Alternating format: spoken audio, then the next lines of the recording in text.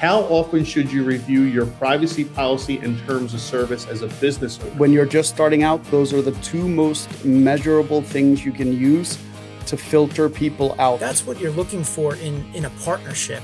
And even if you're just hiring somebody, whether it's W-2, it's 1099, it's any kind of relationship, it's a partnership. Hey, here's what I'm going to do. Here's what you're going to do. You're going to get paid this. You're going to get this paid when. And here's what I expect. And the truth is, the most important question of the day comes from Soccer Extreme 34, who says, Ronaldo or Messi? Wins and losses are, they're not always proportional. I think that we live in a day and age where testing and iterating and failing fast and experimenting a lot is actually more valuable than ever before. So I think that... All right, everybody. Welcome to the Start It or Scrap It podcast. We're actually on time today, Gummi. How about that? It's been first in a long time, so we're on time today. But this is the Start It or Scrap It podcast. We need a better intro. Oh, I like the intro. No, I am writing a better intro song. It's the second time I hear it, and I liked it less the second time than I did the first time. You're just a hater.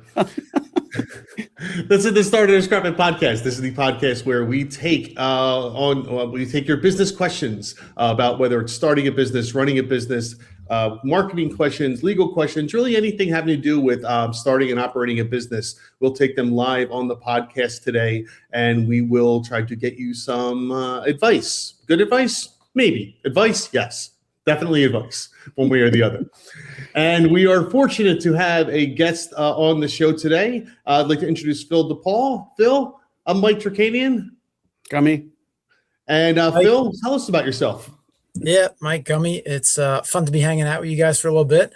And where do I start? I guess I suppose I can kind of go in reverse, right? So as of today, I am a serial entrepreneur in the home services industry on Long Island, New York. So nice. I operate a franchise for the entire 2 counties of Long Island, One Tom Plumber and United Water Restoration Group. So I'm sure at some point we'll break into some of the technical, tactical things that we do in those operations. I've also, during this home services journey, I've tried and failed at construction a couple of times, junk removal. So I've started, I've scrapped, and I guess that's why you guys have invited me here. Before that, I did some disaster recovery work after Hurricane Sandy and helped a lot of folks and dealt with a lot of bureaucracy. Before that, I spent a long time inside of wholesale distribution for plumbing, heating, and HVAC supplies, really back end and inside the business. And although I didn't use the word at the time, I was very much an intrapreneur, kind of paving my way for myself where there wasn't a path and kind of helping a business grow from the inside out. And yeah, I mean, before and during that, what was I? I was an adolescent punk kid.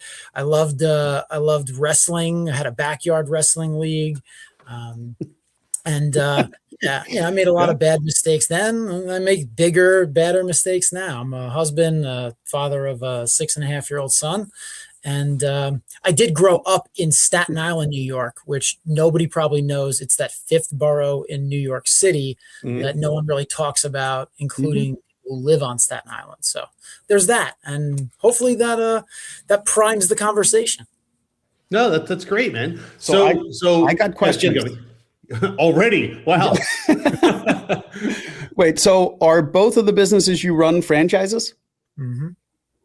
Ha. Take that, Mike. Well, you need to ring the bell yourself then, because I'm not there. I can't ring the bell. But we have a thing. Every time I mention franchises, he has a bell that he rings because I'm a huge proponent of franchising. Okay. Especially if you're starting your first business or you have a business and that didn't quite make it. The route of franchising is such a great way to learn what you need to learn about business, right? Because they train you, they educate you, they literally hand you the guide to here's how you operate the business. Here's how lead gen works. Here's how customer service works. And I just think it's a brilliant way for people to learn how to operate a business. It is. Now, Gummi, just remember that book varies in quality and comprehension from franchise to franchise. And me being in two different systems definitely gives me some perspective on that. But you are right. I think that the percentages of franchise businesses that succeed or survive compared to the percentage of businesses that survive, after like those 1 year, 5 year, 10-year marks is significantly greater. So the numbers are almost flipped, right? So like 80% of businesses fail within 5 years, while 80% of franchises succeed in the first 5 years, right? So the numbers are totally flipped. Yeah. So that's it's a good point, a good starting off point. And the way I looked at it when I bought my first franchise, I said, this is going to be my first business. And I figured that I had to be baptized into, true brick and mortar entrepreneurship, because I exhibited entrepreneurship in different hustles and things that I did in my past. But there's nothing like actually forming a corporation and launching a business model, especially one that I didn't have a knack or an aptitude in. So really jumping right into it, and the support of a franchise, even though they may not be physically there with you, you literally have a nationwide network that you're part of to help you succeed. Even if they don't have all the answers, you got somewhere to go with your questions. And I figured that it would be a good tutoring and a good set of guardrails that would just help set me up for the future things that came. And that is not untrue. So. Well, very cool, man. That's awesome to hear. So, Gummi, there you go. You have a partner in franchising. That knows it, experiences it, and apparently loves it. So that's great. That's great to hear. So we'll definitely talk more about that as the show goes on. I do have a question for you, though, Phil. So earlier you mentioned one of the businesses that you started and didn't work out too well was the junk removal business, correct? Yeah. So Gummi and I have a very good friend named Connor who kind of looks like Yukon Cornelius from the Frosty the Snowman cartoon. But no, he looks exactly like him. He looks exactly Let's not say he looks exactly like him. So and he acts like him too a little bit. Anyway, that's kind of the business he's in, and I'm curious what you would say to somebody who is in that business. What was it that didn't work out well for you, and what would you do if you had to start over in that business? Okay. So what I did wrong, right? I can break down the anatomy of what I did wrong. I bought it from an owner operator that treated it like a side hustle, right? So he was operating it, but he wasn't operating it at 100%. And he was in the business paying himself, whatever he felt like whenever, because he actually had another full-time job. And when he first approached me like, hey, I'm moving out state, do you want to buy the business? I said, no. No, thanks. And then, the experimenter in me was like, why not? Why not throw it into the mix with my other businesses? So at the time, it was the third home service business that I stacked on. It was the second one that I had acquired in the same year. Well, I had started up a second one and then acquired this one. I was like, I never bought an existing business before. Let me try it. What's the worst that could happen? So I went through that process.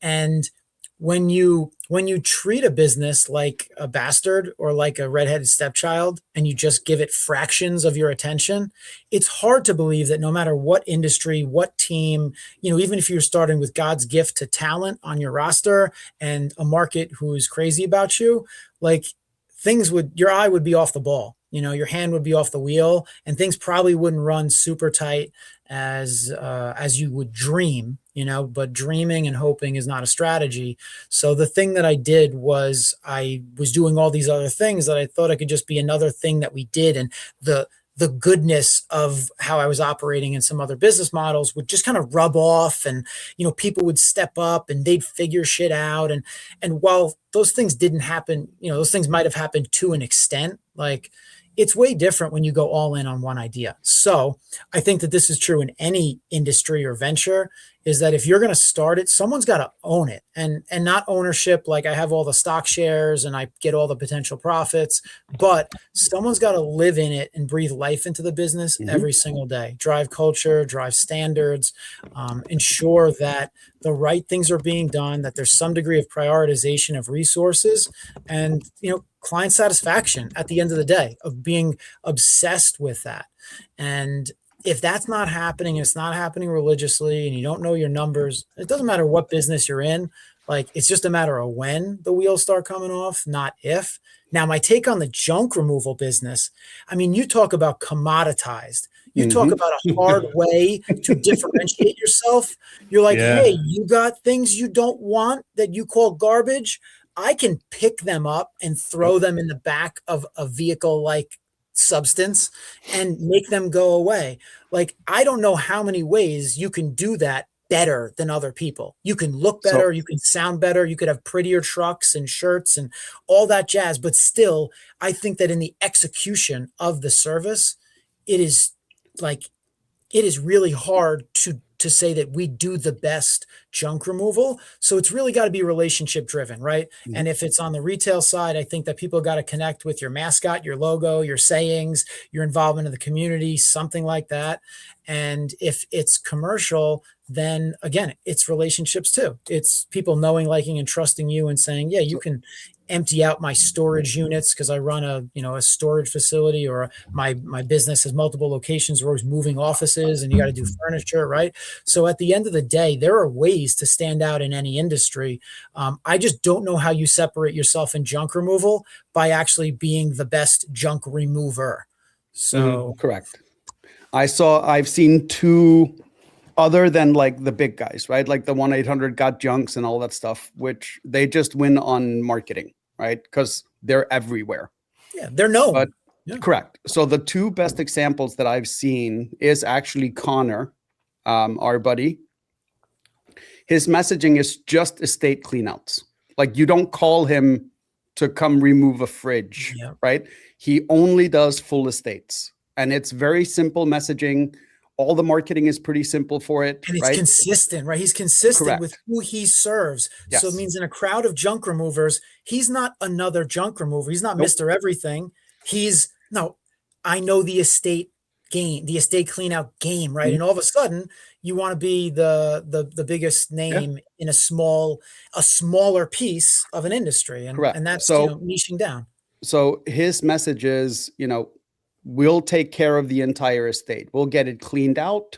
If you want us to do minor repairs around the house to get it ready for sale, we will take care of the estate, period. Right. So, and then the second guy that I saw that has done really, really well, his messaging is only, we'll clean out your garage, nothing else, just garage cleanouts. We won't touch your basement, your house. We're just coming to clean your garage. Right. And they have mastered it to a point where they can send out a dump truck and they'll do 4 garages in a day. I could have used that advice back when I was in business. Because I'm thinking about it. It's effing brilliant. You back your truck up to it. You're not going in someone's house. The likelihood of breaking something that actually matters to them is less. Correct. And it's a garage, man. I mean, yes. I was doing it all wrong. It's brilliant in its simplicity, right? So Phil, let me ask you one more question before we get to our question. We do have some questions here. We have Benjamin Jackson, Markiplier's dad, and Soccer Extreme 34. We'll get to you guys in just a minute. Oh, I like Soccer Extreme's question. We're going to get to that first. I do too. But anyway, we'll get to that in a minute. But Phil, of all the businesses that you started and ran, the ones that did not work out, what was your favorite? And what was the one you like, man, that's the one I really wish would have worked out? So of the things that I'm not doing that didn't work, can I use one that had a false start and is in? You can do whatever you like, buddy. Yes. It's our podcast. Do whatever you like. It's your story. It's your opinion. We need to check the officials. Okay. So my favorite one, the one that I'm excited about, and the one that's it's gonna come out and it's gonna emerge, is Boomzeal. All right. It's a made up word, right? Which is beautiful. Sounds like it. Because made up words can mean what you want them to mean. And technically it's the concatenation of 2 words, boom and zeal, which they mean something to me. They relate to just, I guess how I live life, how I approach things is that I guess the boom represents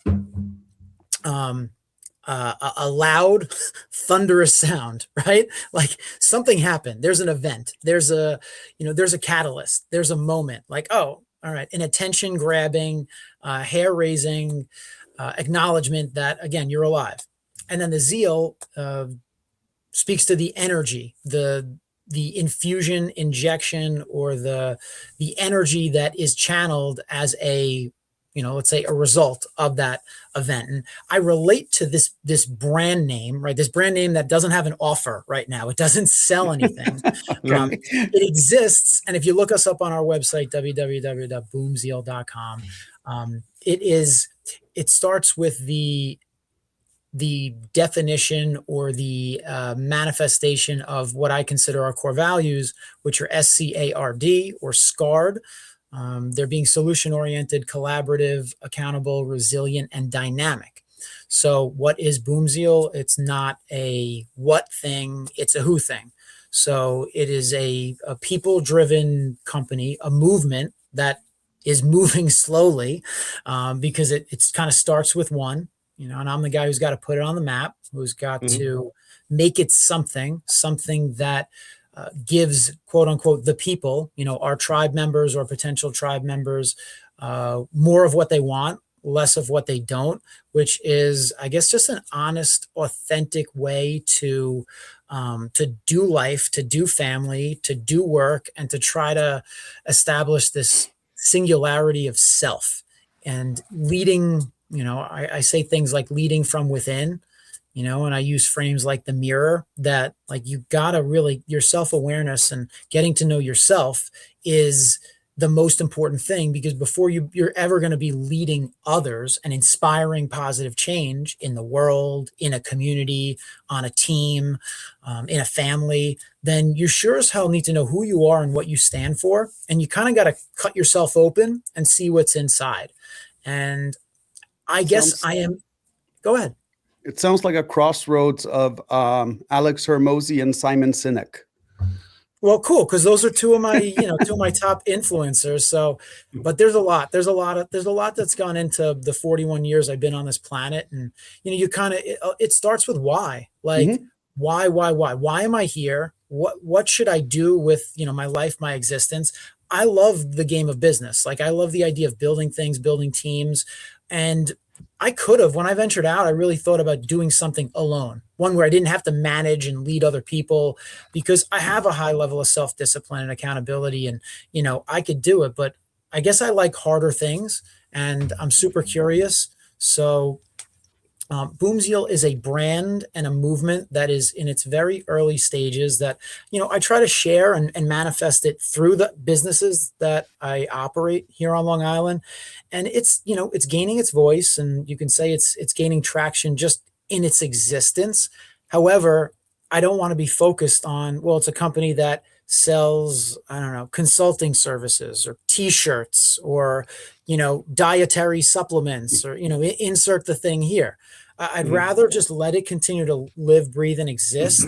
And for me to like wrestle with what it is, who it is, and where it's going, but also just be open-minded and open-hearted, that I want it to serve as a magnet towards people that I can share a mindset and energy with, right? So it comes back to that Boomzeal nature of like, who else is willing to be kind of like messy and scarred and open and honest and vulnerable in a way that, I never want to be someone who preaches from up high. I'd rather be like down, stuck in the mud, where I'm like, yeah, let me tell you about the time that it didn't work out, and let me tell you about the lessons that I've learned that, are not sexy. But I think that failure, every failure is just a stepping stone towards the next thing. And, getting hit with mud in your face is part of the process of growth, development, and understanding of who you are, what you want, and where you're going. So I try to create the conditions for myself that help me be more Boomzeal. And I look forward to doing that for and with others, just as I climb that mountain. Gee, Phil, are you passionate about that? Hardly. No, that's fantastic, man.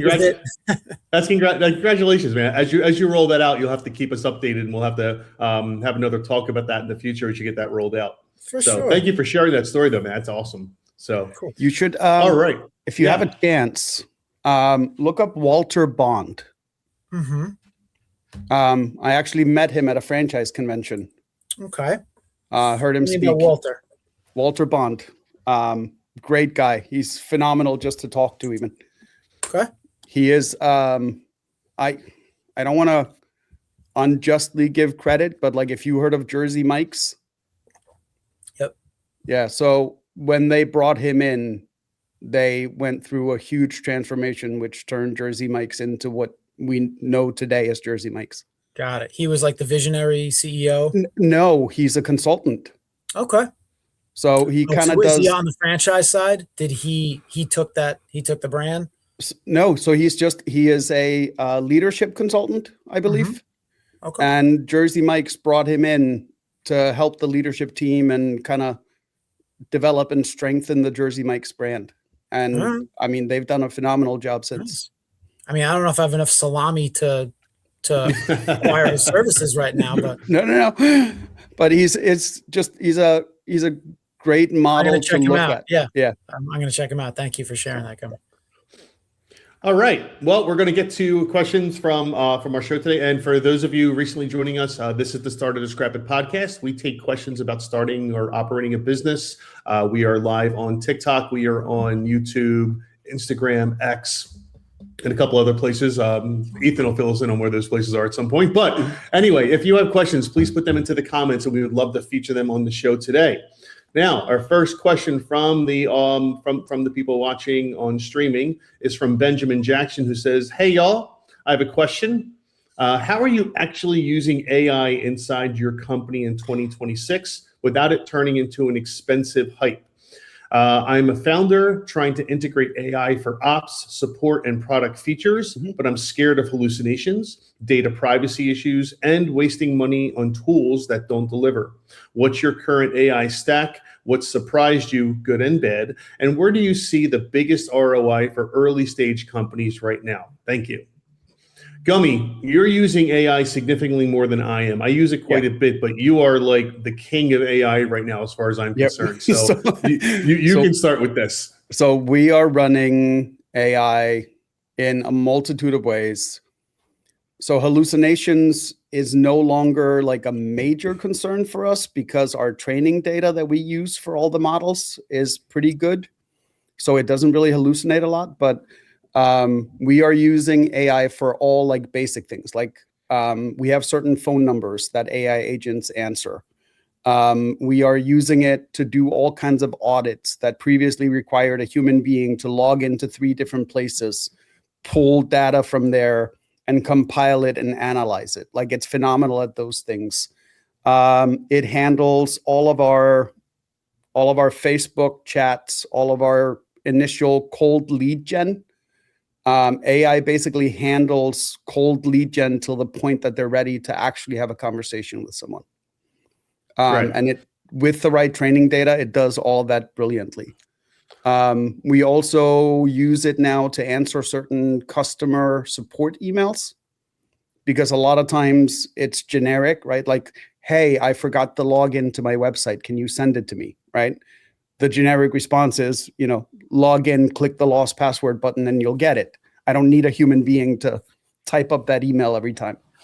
Sounds like a glorified FAQ. It is, right? And so that's why I said, like, use it where it's relatively safe. Like if you have an FAQs and a support and it's always the same questions, AI will do brilliantly with that, right? And the end user wouldn't know the difference whether it's an AI responding or if it's a human being, because it's basically a boilerplate response. We've also started using it, especially now that, like, I use it personally a lot because I use Claude Coworker, and I don't know if you guys have tested that, but the fact that it has access to my actual desktop computer, I can now have it do tasks remotely while I'm not sitting at my computer. So like if I have a task that's been waiting, like I need to go through a folder, analyze some documents, analyze some reports, I can literally tell it to access that folder on my desktop, go through it, and just give me the highlights and what I need to be on the lookout for. And it saves a ton of time. Yeah. Phil, are you using AI in your daily operations at all? I am. In terms of how it integrates into the different things that we do, we're still in the early stages. So I just kind of want to follow up quickly with Gummi, because other than Claude Coworker, you didn't mention any other specific tools. I'm wondering, when you refer to AI, like what are some of the things that are quote unquote in your stack? So a lot of it is built in. So like our CRM system has it built in, but it uses the OpenAI models, right? So we can select which models it use, and that's just it's a cost thing, right? So do I need the latest AI version to handle customer FAQs? No, the cheapest model can handle that. We use Claude. That is our main like chat that we and like the staff uses. We used to use ChatGPT. We switched to Claude. We use GPT a lot for data analysis. It is phenomenal at that. We also use Gemini, and then we have a couple that are built into the software that we already use, like our project management system has an AI built in. Don't know what they're using on the back end. Based on the responses I get from it, I'm guessing it's OpenAI. So it's more that it's getting integrated throughout the tools we already use, on top of then we're using it as a new tool. Yeah, I would generally classify my state of AI as I am in an analysis paralysis situation where I'm actively using tools. Like I'm using, so my AI stack right now is I started dabbling in Claude, and I like the early signs, but I'm a Google Workspace user. So I've been leaning into Gemini just to see how well it can use our drive and our so your documents and your file and folder structure and your email and everything else that's in your ecosystem. I'm playing around to see how well it can use it as like a second brain, as I've structured some of our folders in a way where I'm trying to teach it how to think through it. But honestly, go ahead. So here's the issue is you are trying to make it think in the same workflow that you think. The problem is they don't think in the same workflow. Right. So rather than trying to force it to think like you, unleash it on what you have and have it structure it the way it likes to structure it. And it'll tell you, like you can create markdown files and it'll show you how it likes to process information, because it does not process information like we do. We talked about this on the last show, right? Like AI can code, for example, 50 lines in the same time it takes a human coder to code one line. But in order to do that, it needs to pull from multiple sources at the same time. So like when I unleashed it on all our franchising documentation, right? It went through it and it found every single gap in my operations manual, for example. And I was able to identify those gaps, not based on just what I had, but also because it had access to all of our training material and everything else. It saw that our training material was more in depth than our op manual. So it wanted to add those basics back into the op manual. Same thing with how it navigates through your folders. It can cross-compare documents that you didn't even think of cross-comparing. Like it is finding stuff in our documentation that every human in our business has overlooked. Because I've seen glimpses of that. And part of it is sometimes I don't know which platform to go to for certain tasks. All of them. All of them. You will not, once you become a power user, you will figure out what to use for what tasks, right? See, and that's the thing. My schedule has been so damn jammed up that as much as I feel the need to become a power user, I have to continue releasing certain things that are consuming my resources and clogging up my bandwidth, because I'm only getting these small little doses of, you want to call it processing time, but that's how I use these, try to use these systems as, an entrepreneur's journey can be a lonely one. And it's great if you work with mentors and coaches, but sometimes you just got stuff banging around your head, and the ability to dump it and get it out, and then have some form of intelligence kick something back to you. Either you could hate it, you could love it, you can pull one little nugget from it. You're like, oh, at least I feel like I finished synthesizing a thought. And then the next one, I can kind of see if I follow it or not. And that's been really helpful in terms of just working through stuff. Like, some of it's head trash, but some of it is priority work that, like, you just never finish sitting and thinking.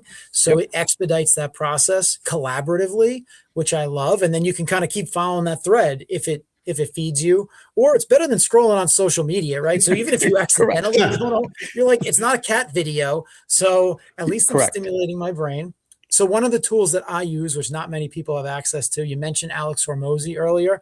I made a big investment during his book launch last year of $100 million money models. Yeah. I've been inside of his ACQ Vantage private community for founders, and I have access to the ACQ AI platform, and it's based on all the $100 million books, all their internal playbooks, all the notes from working with thousands of different businesses across industries. So that's a really good pointed tool when it comes to especially marketing copy. And I love the way that Alex AI talks to me. Like it's not straight to your face. Yeah, ChatGPT just wants to, like, raise the pom-poms all the time, and honestly, that's not my cup of tea. I'd rather you, like, kind of punch me in the gut, and even if I don't tell to me straight. Yeah. And I kind of, I like that. I like when you get real with me. So I have a skill that I programmed into Claude, for example, where it literally went in and analyzed all my emails, my writing, and all that stuff. Now every email, because, like, I don't do small talk and pleasantries in emails. I'd like one or two lines, get to the point, right? Yep, same. That's how it writes every email for me. Like most people, I'm getting thank you emails from people for responses that I didn't even know I sent them. I love that. Right. But the responses are accurate because it has such a good database to work off of. I really don't have to worry about it. So you have you have email auto responders based on context. Yeah. So yes. So it goes in. What does that for you? What platform? Coworker does that? Yeah. So I have it set up so it accesses my emails 3 times a day. If it's a simple response, it will just auto send the email. If it is anything that I told it, if you think you need my input on this, just leave it in drafts. So Claude Coworker is kind of like an executive assistant for you at a certain 100%. level? Yeah. 100%. Yep. Okay. And can it help you manage your schedule too? Yeah. Your calendar? Yep. If you give it access to it. It'll move emails around your inbox. Like it operates with autonomy within a certain. If you give it those permissions, it can do all of those things. Yes. You just have to set up a skill for it. The one thing you do, Gummi, which I think is smart, that if you're going to take and do something like this, Phil, or anybody listening, is Gummi does not have it draft emails and send them. It puts them into a draft folder that Gummi can then review to make sure there's nothing wrong with the email. You get last look. Yeah. Yeah. So that was a week ago, Mike. Now it can auto send certain emails. Oh, you do auto send now? A couple, yes. So there are certain emails that it now has permission to auto send. Yeah. But I had to test it. Like I had to see how good it was before I gave it that approval. So like it will auto send any email that is like, got it. I'll look into it. Those emails it can respond to. But if it's an actual question that requires my input, those go in drafts. But anything that's just acknowledging the receipt of something, anything that's just, a quick response just to let the person know you got the email, it can now auto send those emails. So, Gummy, if I was on the verge, because I'm on the verge of hiring my next executive virtual assistant, Mhm. I have a remote team of, I don't know, plus or minus 6 overseas, mostly in the Philippines. Would you recommend to someone like me launching this sort of assistant to handle the lowest level tasks and automations before I layer another human on top of some of Yep. these basic functions? Yes, because I would agree. if you figure out how to utilize this properly, not only do you not need to hire another assistant, you can probably streamline what other assistants are currently doing and have Claude streamline it for you so that they are dealing with the actual important stuff. Higher level stuff. Yeah. Yep. Cool. All right, thanks, guys. Benjamin Jackson. I hope seriously, that was a good Yep. stuff. I hope that helped. I hope that helps you. Yeah, there's hallucinations have always and always will be an issue, but the good news is they're getting smaller and smaller. They're getting they're becoming less of an issue. Let's say. So there's a lot of great tools and a lot of great features coming out in AI. So just pay attention. Test it before you start implementing it into doing anything automated. Like Gummi used to apparently have it draft the emails, but it would sit in the outbox. Now he's confident enough that he could send it out. So that would be my recommendation. Just test it out first before you have to do anything automated. So thank you for that, guys. All right, our next question is from Markiplier's dad, who says, what's one tool you'd pay 10 times for if it existed right now? What is a tool I would pay 10 times for if it existed? If it existed, yeah. I was just thinking about this on my way down here. Of course you were. No, I was, because it does exist. You just can't buy it. What is it? Optimus. Oh, that's true. Right? Like, you can't buy it yet. Yeah. You can't buy Optimus yet, but like, I want to get on the wait list. Like, I will buy an Optimus. The day they go up for sale, I am ordering an Optimus. Is that Do we know what they're robot? going to go for? Yeah, that's Tesla's robot. Yeah, weren't they like talking like something ridiculously cheap, like relatively cheap, like $20,000 or something like that? Yeah, under 20K is the projection, right? That's unbelievable. And I was thinking about it. I would take it with me. I would be like, go get in the car. You're going to come caddy for me. Yeah. You're going to carry my golf clubs. And then I would take it to work and have it do work at the office. And then I'd take it home and have it clean and mow the lawn, right? Like, and I don't care whether they charge me 20 grand for it or 40 grand. If it can make my day-to-day tasks easier, then I will pay 20. I would pay 80 grand for it probably. Right. Because here's the thing I'm concerned about. Right. Yeah. And Tesla did this with the car. Everything became a subscription. Yes. You own the hardware, but the hardware is useless without the software. And in order to access the software, you have to pay. Yes, but I also have to pay my cleaning lady. I got to pay my staff. I got to pay. Oh, no. Oh, no. I'm not suggesting that you don't have to pay anyway. But my point is that people are going to think, oh, I buy this thing and it can do whatever I want. Yeah. Probably not. It's probably going to be limited to what it can do unless you pay for the software upgrade. Yep. Just like full self-driving, right? Is now a subscription. Right. Yes. Right. Yeah. Phil, you have any thoughts on this one? Not particularly the robot, but just what you would what you need. I mean, I think about stuff all the time. I guess I base things. There's so much stuff out there that already exists. That's like beyond the comprehension that I've caught up to. But here's a thought that I have. Like, think about the day and age that we kind of joke about, where like you're going to get chipped or something. Like, you're going to get microchipped and we're going to become augmented. When I think about like what would excite me about augmentation, right? And part of it is assuming that like whatever went into my chip was mine, like that other people wouldn't have free access to it. Big Brother wasn't watching, right? If I had trust that like it was me with me, but like there was virtual me and there was real me and we collaborated, it would be like getting chipped so that all I had to do was think something. I wouldn't have to say it. I wouldn't have to type it. I wouldn't have to like have another thing. Like, it would be part of my person, the augmentation. I could think it and immediately sort of get like that, like, because we always have conversations in our head, right? and it's Oh, like yeah. ourselves with ourselves, but like have that other version be like the smart one that like Claude taps into, like that kind of a brain that Oh, it's like, man. no, I already know what my version thought, but Oh, just help me think Phil? through it that much faster so that I can just be like, I'm done. So next Phil, he's going to say that let- it's like the Matrix, where like No, I install worse. a new skill. Phil, let me introduce you to a show called Black Mirror. Oh yeah. Have you seen Black Mirror? No. Oh, start watching it. I don't Okay. watch anything, Long story short, Black Mirror is a dystopian look at what technology will do to us in the future. And every episode is different, but it shows you from various points of view what different technologies will do to us as a people, as individuals, and as society. And do you think is it sensationalized kind of fiction, or are you seeing? Oh no, future? no! Like, This is happening. It's already happening. Yeah. So and season one about it, because I see your eyes, Mike. Yeah, season one came Terrifying. out. I think, yeah, season one came out what, 2021?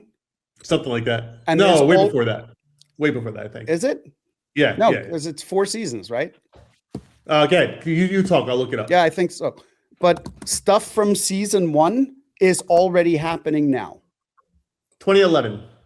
2011? So Yeah, there's 7 seasons of Black that Mirror. old. So if I started watching, should I start watching from the 2011 version? Yeah. Yes, you start from the beginning.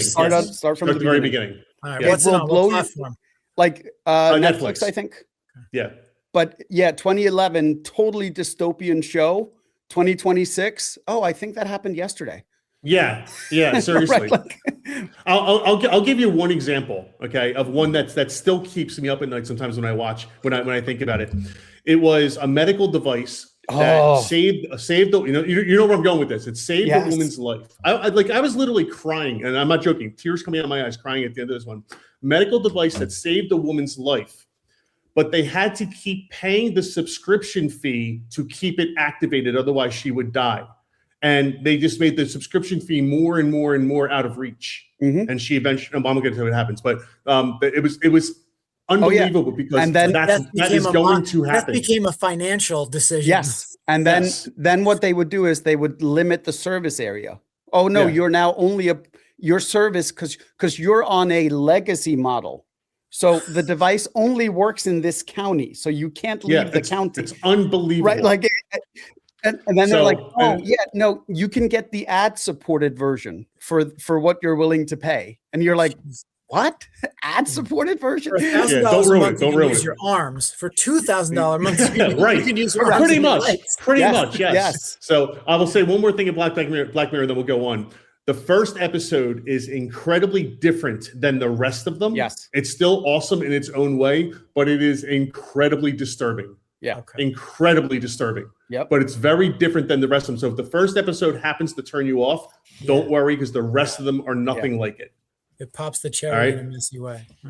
Oh man, it's terrifying. Okay. All right, we do have questions coming up. We have so Sven999, Gantt Lighting Fixtures, and Zach Corbin. We will get to your questions in just a minute. But the most important question of the day comes from Soccer Extreme 34, who says, Ronaldo or Messi? I'm going with Go ahead. I'm going with the third one, Arnold Palmer. Oh geez, wrong sport. It doesn't matter. This delicious drink that's half iced tea, half lemonade, that has that legend on the bottle is guaranteed to be good.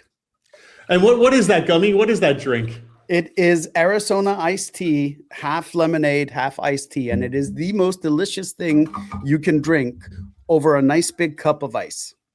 Yeah. And Phil, just so you know, Arizona is not a sponsor to this podcast. Gummi just really, really likes it. And he drinks it every time he goes to the golf course. He's not alone. And I'm sure it's delicious. And he pushes it every week. And Arizona still has not reached out to us. So I guess they're like, you know what? We're getting free advertising. Why bother? Well, we didn't get a cease and desist. So that's always positive. That's always a positive thing. Well, you're saying nice things. But back to the actual question, Ronaldo or Messi? Messi all day. So I never liked Ronaldo as a person until I started reading up on what he's actually done. Yeah. So he does a lot of great things. He does a lot of great things. Oh my gosh, yeah. As a soccer player, I would I'm going judging just on skill. just on soccer. If you and I were playing and I had to pick one of them for my team, I'd probably pick Messi. Yeah, I would pick Messi in a heartbeat. Yeah. I don't know enough of the data, but my knee-jerk answer is Messi. And I know some big fans of his, so I'll support them. And believe me, I'm sure we'll get Ronaldo people that love Ronaldo hating on us for this, but I'll take it a step further. I would even go Ronaldinho over Ronaldo. Really? Yeah. I don't know about that. Now Ronaldo is mas guapo, no? Right? Yeah, no. Isn't he better looking? I'd have to look it up. Isn't he like the handsome fella? He's like an Adonis. Yeah. Yeah. Yeah, he's wow. Gummi is smitten. No, because like he's blushing, right? No, I remember someone saying like, imagine, not only are you one of the world's greatest soccer player ever, but you look like that as well. Yeah, right. No, he's an unbelievably talented soccer player.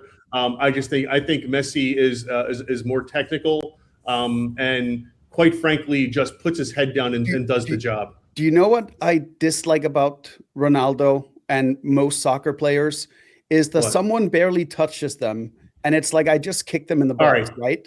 All right, yeah, okay. So Messi doesn't do that. No, Messi doesn't do it. But let me tell you, the reason they do that is because they're coached to do that. Their coaches from when they were little have taught them to do that, and it's something that's got to come out of the sport. And this is not a soccerite. I get it, but at some point you become an adult and you can go, do you know what?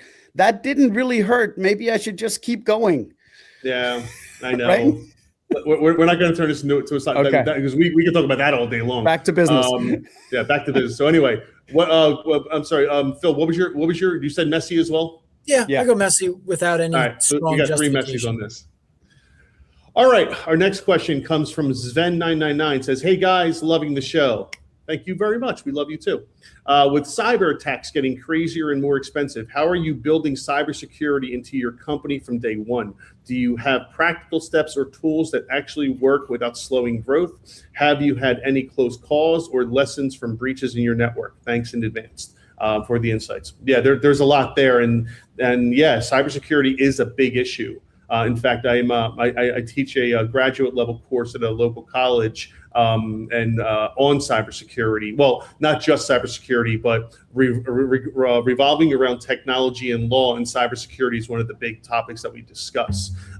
It's an issue. It's going to always become a bigger issue. It's going to be as AI becomes more advanced, it's going to become an even bigger issue. And get ready for it, because once quantum computing becomes more mainstream, cybersecurity won't even be an issue, because there's nothing you can do to stop from quantum computing from just absolutely wreaking havoc on any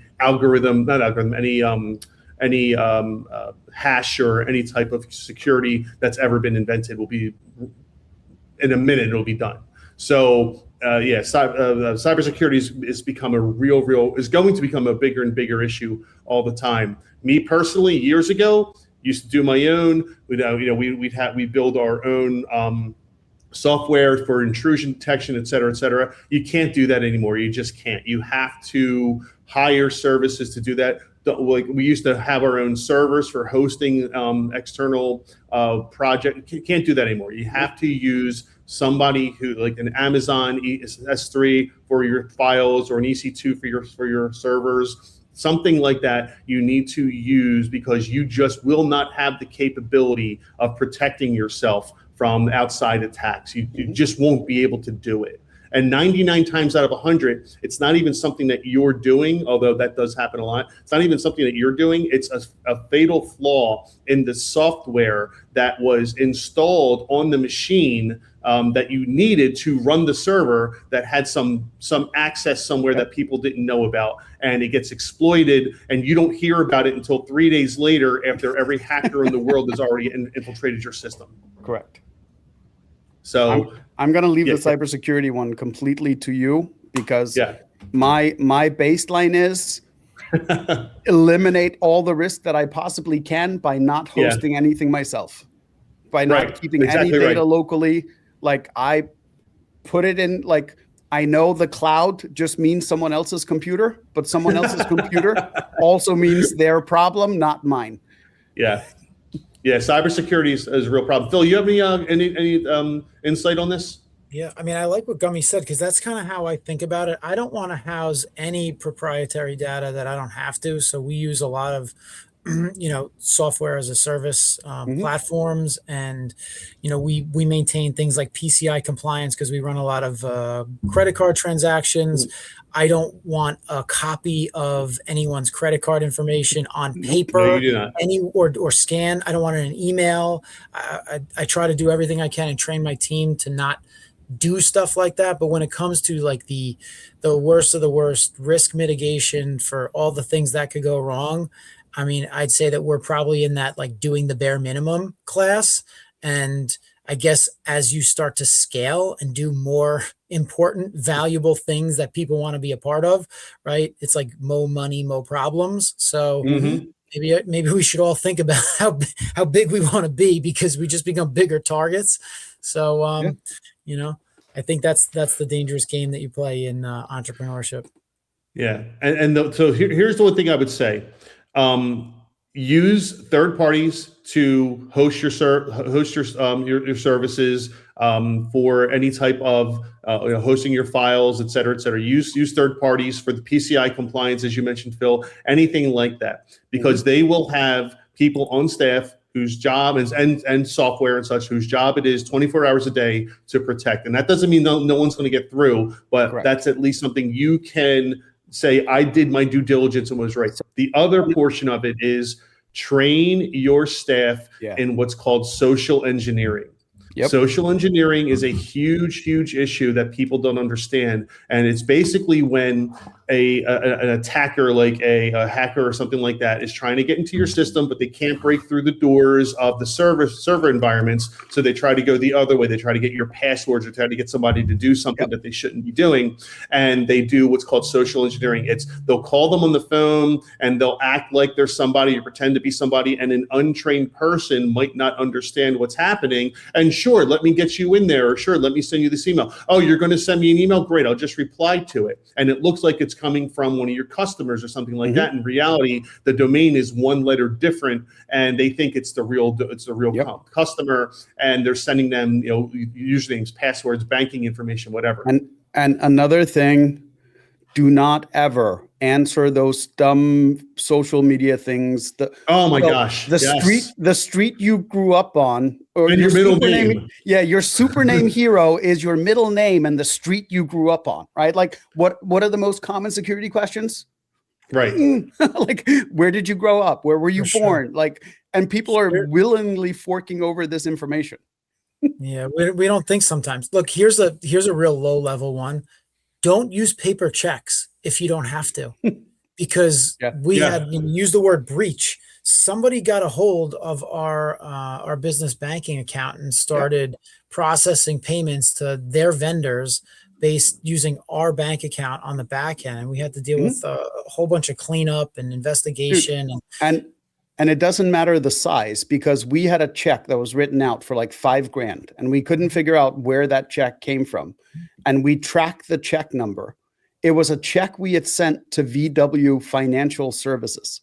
An employee there took the check, whitewashed it, and wrote a check to himself.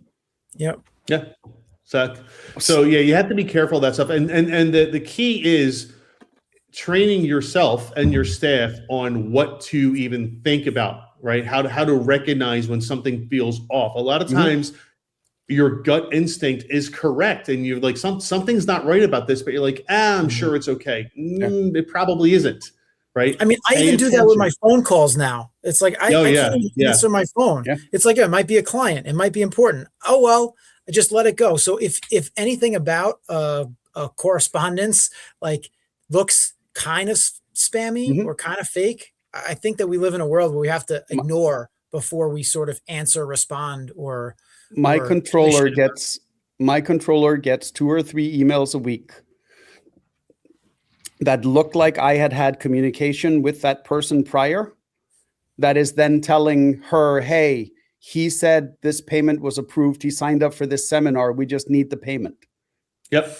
And there's an entire correspondence below it with my email address, with my name, with my signature. It's intelligent, right? Yeah, it looks legit, right? If she didn't know that I don't sign up for stuff where we actually send payments or checks, or that I would never sign up for something and make her pay for it, it would look legit to a lot of people. Yeah. So this goes into our next question. When, by the way, thank you, Sven999, for the question. It is very important. Breaches are going to happen, and you just need to, number one, always have your data backed up. We actually backed up in 3 different places. We have our data backed up. One locally to us, one in the same server environment we're in, and then one in an external server environment. So we have 3 backups that get backed up multiple times per day. So that would, and because if there's ever a breach and your data goes missing, that's number one. Number two, if there is a breach and your data goes missing and you don't know what data was in there, then you can't alert the people, which is your legal responsibility to alert the people that their data was compromised. So you have to have that data as well so that you can send out the alerts properly. But this goes into our next question, which is from Gant Lighting Fixtures, who says, how often should you review your privacy policy and terms of service as a business owner? So this here, and this is something that I deal with regularly as part of my law practice, is the terms of service is easier. You only really need to update the terms of service if you're changing your terms, right? So if you're doing something differently, making a new offer, or you're changing how, like, so let's say, for example, you have a warranty on, let's say a warranty, that you have a 1-year warranty, you're changing it 2 years, or vice versa. Then you want to change your terms of service. But it's very plausible that your terms of service doesn't change in 5 years because nothing in your service or offering changes. But if you are a service-based business and you add a new product line, so to speak, a new service that you're going to offer, then you're going to want to change your terms of service to at least accommodate whatever the new service is. The privacy policy, though, is different. That is something you should be looking at, and I do it for my clients quarterly. And it sounds like a lot, but you really need to pay attention because, number one, privacy laws change almost daily, if not weekly at the very least. And what I mean by that is different, especially in the United States, different states have different privacy laws. And I would say every month or two, you're seeing another state come out with some new rule or some law, or they're putting something through their legislature, or they're trying to work on some type of privacy rule. And there are situations where they conflict with other states. Yeah. So that's a whole other issue.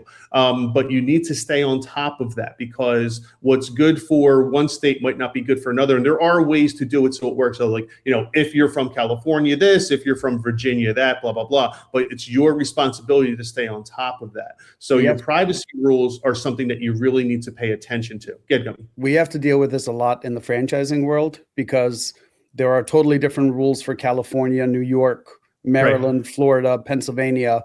So, like, when I'm advertising, if I'm advertising in New York, I can't say the same things as I can in Pennsylvania, right? So whatever privacy policy is on the version that the people from New York see has to include New York specific language. Same thing, it has to include California specific language. So yeah, it can be a pain to stay on top of all that. Like, we have a franchise attorney that literally notifies us anytime there's a change in the state, and we have to modify something on our privacy policy to reflect that. Right. Phil, any insight on this? I'm going to do the opposite. I'm going to actually ask you guys a question, right? So in terms of, sure. let's talk about privacy policy in terms of a local home services company, a plumbing business, right? Yep. In layman's terms, and hopefully this will not just help me, but some of our audience, right? What should an operator of such a business be thinking about when it comes to, and I am in New York State, so as you can imagine, we have a regulation or two. When it comes to implementing and maintaining privacy policies, like what's some of the layman's version of that? Well, I mean, there's basic things that should be in every privacy policy, right? Number one, since you're a service-based business, you're probably not going overseas, but for some reason you are. Let's say you're talking about stuff overseas. Then you have to worry about international policies, right? You have the GDPR over in Europe. You have Brazil has a pretty LLDA or GA or something. I forget what it off the top of my head, but they have a pretty substantial privacy policy. And different countries around the world have these things. But let's say we're just talking locally in the United States. The internet is everywhere, right? Let's say you're in New York, but you're on the border of Pennsylvania, which could also be near the border of New Jersey. Maybe you do go into all 3 states, so you have to worry about all the states, right, that are around you. The point is that what you want to worry about more than anything else is, if I take your information, what am I going to do with that information? That's what the privacy policy is all about. And remember, hold on one second, Gummi. Remember, you don't have to submit a form to get my information. You'll have my IP address, you'll have my browser, where I came from, what's called a referral. There's a lot of information that you're going to get from your user, even if the user does nothing more than just go to your website. So I'm sorry, Gummi, what were you going to say? No, so what I was saying is everybody should have a minimum privacy policy that at least tells me, if I give you my contact information, whether it's you and I bump into each other on the street, right? If I can't go to your website to see what you're going to do with my information once I give it to you, to me, that's a problem, right? Like, if I fill out a form on your website, and this is especially, like, it's not a big concern with smaller entities, right? But there are websites out there where you fill out a form to get some information, and now your information gets sold to 100 other companies. And now all of a sudden your spam box is bombarded. You're getting all kinds of emails, right? And so I would say, specifically for you, right, because you're in a unique situation where you have 2 companies. So if I do business with you under one company, do you share that information with the other company? Right? Because that could be a violation if you don't have it, if it's not listed in your policies. Right? If you're using a joint CRM for both companies, by default, you're now sharing my information between 2 legal companies, right? Correct. That could be a problem. See, tactical wisdom here. Yeah, so, if not properly disclosed. All it takes is one line in your privacy policy says, we are allowed to share your information with our subsidiaries or affiliates or whatever. Or partners, partners, right, whatever you want. But if it doesn't say it, you could get in trouble. Could. That's up to the individual. All right, we are just over an hour, so we have one question that we're going one more question that we're going to get to. This is from Zach Corbin. Zach says, and Gummi, you're going to love this one. How do I filter who to choose for help? For example, I asked for email marketing help and 20 people reached out. I'm 23 years old and the first-time founder. By the way, congrats. That's awesome to hear. It's hard to see who actually wants to help me and who actually just wants to make a buck. So I would say the answer is both, because good people don't come cheap. But the way you start by filtering them out is start by getting a few examples of emails that they've sent out and the open rates for those emails. Once you see the open rates, it gives you an idea of how good they are at writing headlines. Then ask to see click-through rates from other campaigns that they've run. That gives you an idea of how good they are at actually writing the copy. And I would say when you're just starting out, those are the 2 most measurable things you can use to filter people out. Like if you have someone that has a 1% open rate and a 0.02% click-through rate, that's probably not someone you should use to send out newsletters on your behalf, right? Yeah, but how can you be sure that they're going to give you valid information? You can't, not unless you ask for, hey, I need a reference to go with this that I can call to verify that this information is correct, right? I would put that in 2 words, right? You need convincing proof, right? Yeah. I think that's what you're looking for. I heard that, and I heard the word help. I have this relationship to the word help. You don't want a helper. No. Santa has helpers. You don't, in a business, don't hire a helper. No. A helper becomes a task monkey that requires you to just keep feeding it tasks. Task monkey. I am so going to use task monkey from now on. Yeah, and task monkeys, they're not high performers, and that doesn't create the conditions for someone to rise and be successful either. So what you're looking for is, like Gummi said, is definitely proof. Like, show me that you've done something close to the thing that you say you're going to do for me, and not just like hours. Anybody who talks in terms of time, unless time is the output, like for something that it's not, time is an input, but I don't give a fuck about your input. Like, look at AI, right? I want to input a little bit of my energy and get an exponential, result out of it. And that's what you're looking for in a partnership. And even if you're just hiring somebody, whether it's W-2, it's 1099, it's any kind of relationship, it's a partnership. Hey, here's what I'm going to do. Here's what you're going to do. You're going to get paid this. You're going to get this paid when, and here's what I expect. And the truth is, I don't value your time, like your time as an input for a thing, or your like intention. Well, I really wanted it to work. It's like the thing that I'll value is if you hold me accountable to an output. And sometimes inputs are the output. Like if you're going to make 100 outbound phone calls a day, you're going to hire somebody to do that, or put out pieces of content. Then like, just show me proof that you're putting it out. And no matter how good you are when you start, I'm going to give you feedback. That's going to be our process. And then I expect your next round of calls or content to be better than the last, measurably by, black and white stats. You want to call it engagement, click-through rate, etc. So I get where Zach is. He's starting out. So hire the person that you can barely afford, that meets the minimum qualifications for, and you can Google what the average open rate is for emails and stuff like that. If they aren't hitting at least the averages, it's not someone you want to hire, right? Because email marketing is about results, not about the process. If they can write the copy in 7 minutes and a grabbing headline in 30 seconds, and that email gets a 58% open, I don't care what they bill me. They can tell me it took 4 hours. I don't care. I'm paying for those results, not for the time it took. Yeah.